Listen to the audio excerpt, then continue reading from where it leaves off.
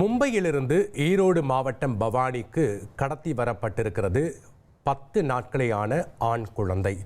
இந்த குழந்தையை மும்பையிலிருந்து 2 இளம் பெண்கள் கடத்தியதாக தகவல் கிடைக்கப்பெற்றிருக்கிறது. இரவில் சைல்ட் லைன் ஹெல்ப்லைனுக்கு வந்த புகாரின் அடிப்படையில் குழந்தையை மீட்டு காப்பகத்திற்கு கொண்டு சென்றிருக்கிறார்கள் அதிகாரிகள். விவரங்களை வழங்க இணைகிறார் செய்தியாளர் மேகநாதன். வணக்கம் மேகநாதன், இந்த விவகாரத்தினுடைய முழு பின்னணி என்ன? விவரங்களை பதிவு பண்ணுங்க.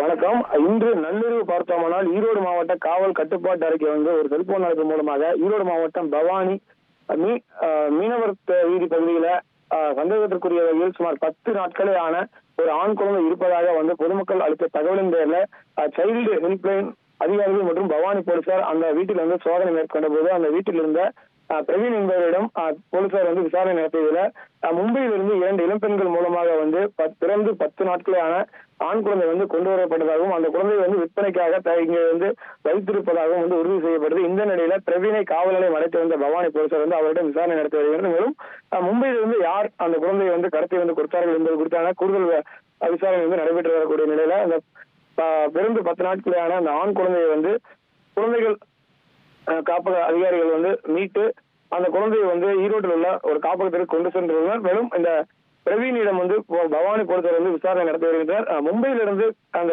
10 வயதே ஆன பிறந்து 10 நாட்களே ஆன ஆண் குழந்தை கடத்தப்பட்ட சம்பவம் பரபரப்பையும் அதிர்ச்சியையும் ஏற்படுத்தியுள்ளது.